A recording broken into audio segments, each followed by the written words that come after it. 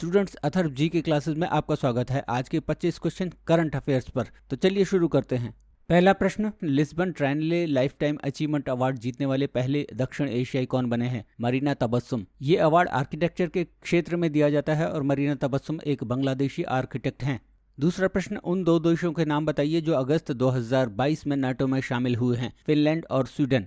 और अब उन दो प्रश्नों के जवाब जो मैंने पिछले वीडियो में पूछे थे। मैंने पूछा था कि हड़प्पन सिविलाइजेशन कौन सी सिविलाइजेशन है, ब्रॉन्ज एज, स्टोन एज या आयरन एज? तो तनु सिंह ने बिल्कुल सही जवाब दिया है, ये एक ब्रॉन्ज एज सिविलाइजेशन है। दूसरा प्रश्न मैंने पूछा था कि इंडिका नाम की पुस्तक किसने लिखी है, तो ये मेगास्थनीज ने लिखी है और ये हमें मौर्य काल के बारे में बताती है। और इसका बिल्कुल सही जवाब एक स्टूडेंट जेपी पोखरियाल ने दिया है। तो इन दोनों स्टूडेंट्स को मेरी तरफ से congrats, may God bless you with a great success in your life.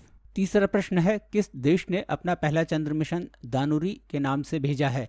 उत्तर है दक्षिण कोरिया। कोरियन भाषा में दानुरी का मतलब होता है एंजॉय द मून। ये यान चंद्रमा को 100 किलोमीटर ऊपर से ऑब्जर्व करेगा और कोरियन स्पेस एजेंसी ने इसे लॉन्च करने में नासा की मदद भी ली है। किस राज्य ने अपने 13 जिलों में प्रत्येक में एक संस्कृत भाषी गांव विकसित करने का निर्णय लिया है? उत्तराखंड। पांचवा प्रश्न, हिरोशिमा दिवस किस तिथि में मनाया जाता है? 6 अगस्त। 1945 में जापान में हिरोशिमा पर परमाणु बम हमले की स्मृति में यह दिन मनाया जाता है। छठा प्रश्न, भारत में किस दिन हर साल भाला फेंक दिवस के रूप में मनाया जाता है? 7 अगस्त। 7 अगस्त को नीरज चोपड़ा ने भाला फेंक में स्वर्ण पदक जीता था और इंडियन एथलेटिक्स एसोसिएशन ने इसे भाला फेंक दिवस के रूप में मनाने की घोषणा की है। सातवां प्रश्न, हाल ही में दलाई लामा को कौन सा पुरस्कार दिया गया है? लद्दाख का सर्वोच्च नागरिक सम्मान डीपॉल आरनजीम डस्टन पुरस्कार। आठवां प्रश्न, वर्ष 2022 का यूनेस्को शांति पुरस्कार किसने जीता है? एंजेला मर्केल, जो पूर्व जर्मन चांसलर हैं। नवां प्रश्न, भारत के मुख्य न्यायाधीश के रूप में किसे नियुक्त किया गया है? UU Lalit. Justice Lalit chief justice of India NV Ramana को रिप्लेस करेंगे और वो एसके सीकरी के बाद सेकंड ऐसे जस्टिस हैं जिन्हें डायरेक्ट बार काउंसिल से सुप्रीम कोर्ट में लाया गया है। 10वां प्रश्न, 29 अगस्त को भारत में राष्ट्रीय खेल दिवस के रूप में क्यों मनाया जाता है? हॉकी के दिग्गज मेजर ध्यानचंद के जन्मदिन को मनाने के लिए। और स्टूडेंट्स, यहाँ आपके लिए एक प्रश्न है, किस फेमस राष्ट्रीय स्पोर्ट्स अवार्ड का नाम बदलकर मेजर ध्यानचंद के नाम पर रख दिया गया है? आप मुझे इसका जवाब कमेंट बॉक्स में दें।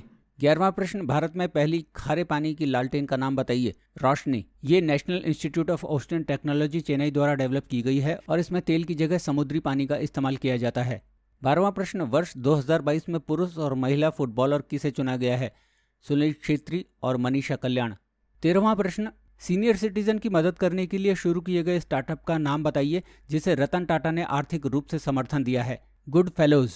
इस स्टार्टअप की शुरुआत मुंबई में शांतनु नायडू ने की है और वो इसे पुणे और देश के अन्य भागों में भी फैलाना चाहते हैं। 14वां प्रश्न, पंजाब और हरियाणा सरकार ने मोहाली में चंडीगढ़ अंतर्राष्ट्रीय हवाई अड्डे का नाम किस स्वतंत्रता सेनानी के नाम पर रखने की सहमति प्रदान की है? शहीद Bhagat Singh.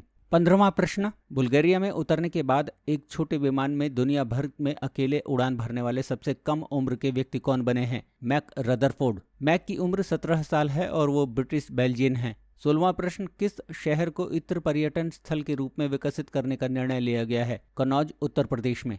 17th question, rusty skies and golden wings नामक पुस्तक के लेखक कौन हैं? सनिध्या शर्मा। ये पुस्तक 40 पोएम्स की एक कलेक्शन है और जम्मू के सनिध्या शर्मा, जो मात्र 11 वर्ष के हैं, उन्होंने लिखी है। और यहाँ एक और प्रश्न आपसे पूछना चाहूँगा, अलाहाबाद प्रशस्ति या अलाहाबाद शिलालेख किसके द्वारा लिखा गया है और ये किस राजा की उपलब्धियों की चर्चा करता है? आप इसका कमेंट बॉक्स में मुझे जवाब जरूर दें। 18वां प्रश्न, राष्ट्रमंडल खेल 2022 के समापन समारोह में ध्वजवाहक के रूप में भारत का प्रतिनिधित्व करने वाले खिलाड़ियों के नाम बताएं। निखत जरीन और शरत कमल। निखत जरीन एक बॉक्सर और शरत कमल एक टेबल टेनिस प्लेयर हैं। 19वां प्रश्न, भारतीय वायुसेना का दल 4 दिवसीय द्विपक्षीय अभ्यास उदार शक्ति में भाग लेने के लिए किस देश के लिए रवाना हुआ है? मलेशिया। उदार शक्ति भारत और मलेशियन एयरफोर्स के बीच एक साझा एक्सरसाइज है।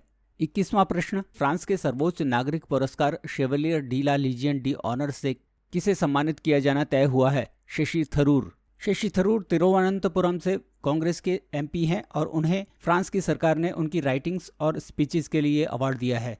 21वां प्रश्न, शतरंज ओलंपियाड 2026 की मेजबानी कौन सा देश करेगा? उज्बेकिस्तान। 22वां प्रश्न, भारत में डिलीवरी सेवाओं को बढ़ावा देने के लिए अमेजन इंडिया ने किस सरकारी एजेंसी के साथ समझौता किया है? Indian railways.